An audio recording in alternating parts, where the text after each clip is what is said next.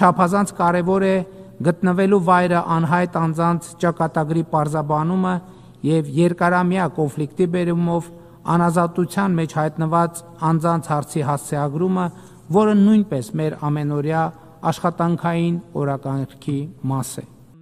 Հայաստանի վարչապետ Նիկոլ Փաշինյանի վերջին ելույթն է ՄԱԿ-ի ամբիոնից։ Նա Բաքվում պահվող հայերի խնդրին անդրադառնալիս խուսափում է գերի կամ պահվող անձինք արտահայտություններից։ Փոխարենն օգտագործում է երկարամյա կոնֆլիկտի բերումով անազատության մեջ հայտնված անձինք ձևակերպումը, ինչով է պայմանավորված կարևոր այս հարթակից Փաշինյանի կողմից նման եզրույթի գործածությունը։ Թույլ տվեք ես չմեկնաբանեմ Ես գիտեմ, թե ինչ ջանք ու եռանդ է ներդնում վարչապետը, որպեսզի այդ հարցը լուծվի, եւ դրա համար եկեք չփորձենք այլ ինչ-որ ենթատեքստեր փնտրել վարչապետի խոսույթի մեջ։ ԿՊԱԿ-ական պատգամավորը բովանդակային պատասխան չուներ վարչապետի այս ձևակերպման վերաբերյալ, փոխարենը հավաստիացրեց Փաշինյանն ամեն ջանք գործադրում է գերիների վերադարձի համար։ Նույն վարչապետը եւ մեր քաղաքական թիմը 24/7 ռեժիմով ամեն ինչ անում է, որպեսզի գերեվարված անձիկ րոպե առաջ վերադառնան հայրենիք։ Դիտարկմանը, թե մեր հարցը Փաշինյանի կիրառած ձևակերպման մասին է, ԿՊԱԿ-ական պատգամավորը նշեց, որքան էլ հարցը հնչի, նա կրկնելու է, որ վարչապետը 24/7 ռեժիմով աշխատում է գերիների վերադարձի ուղղությամբ։ Ես կարող եմ 3-րդ, 4-րդ եւ այդպես շարունակ նույն պատասխանը տալ։ Ես վստահում եմ վարչապետին եւ տեսնում եմ, թե ինչ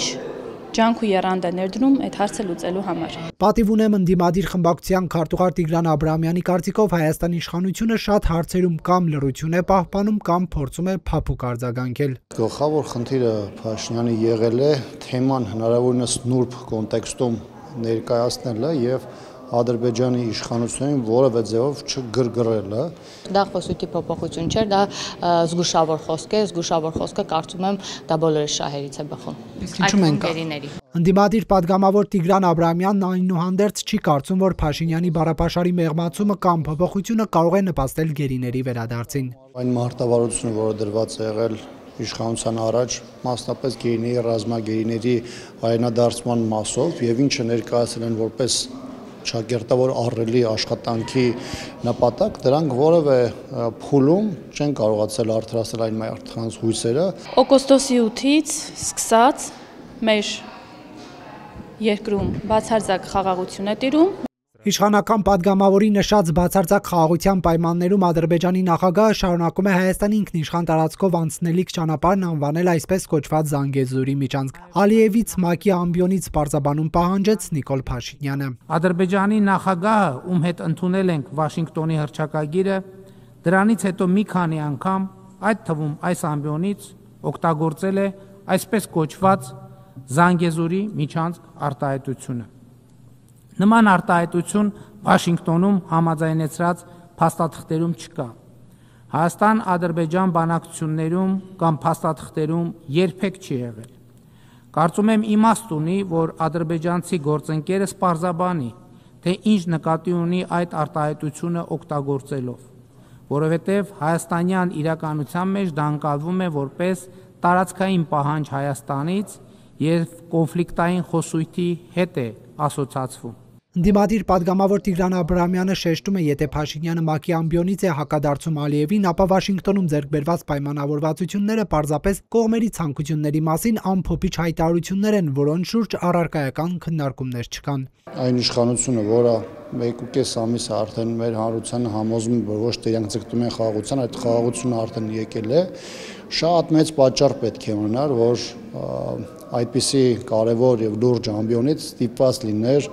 անդրադառնալ այսպես կոչված Զանգեզուրի միջանցքի թեմային։ Հայաստանում այսպես կոչված Զանգեզուրի միջանցք անվանումով տարածք չլինելու մասին Փաշինյանն առավել կոշտ շեշտադրումներով խոսեց նաև այսօր ԵԽԽՎ-ում պատգամավորներից մեկի հարցին ի պատասխան։ Որտեղ է Զանգեզուրի միջանցքը։ Քարտեզի վրա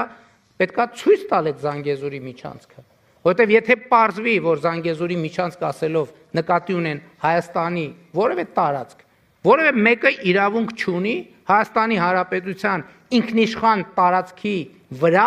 անուն դնել, որը ընդունված չէ Հայաստանի Հանրապետության կողմից։ Դա արդեն իսկ ձեռբերված ինքնիշխանության փոխադարձ ճանաչման կոպտագույն խախտում է։ Երևանում Փաշինյանի թիմակիցները լավատես են։ Էմմա Պալյանն օրինակ առաջարկում է չլսել Ալիևի հայտարարությունները։ Կարևոր չէ ինչ է ասում, նորից եմ կրկնում, հարևան երկրի ղեկավարը։ Կարևորը այն է, որ մենք այսօր Հայաստանում ունենք հաստատված խաղաղություն։ Մինչ իշխանական падգամավորը խորհուրդ է տալիս չլսել Ալիևին, Ադրբեջանում 3 տեղի ունեցած ԱՊՀ երրորդ խաղերի բացման արարողությունը համեմված է եղել հակահայկական դրսևորումներով։ Գանջայում անցկացված միջոցառմանը, որին մասնակցել է նաև երկրի նախագահ Իլհամ Ալիևն ու նրա կինը, ցուցադրվել է երկատե բռունցքը արձանը որպես պատերազմում հաղթանակի խորհրդանիշ։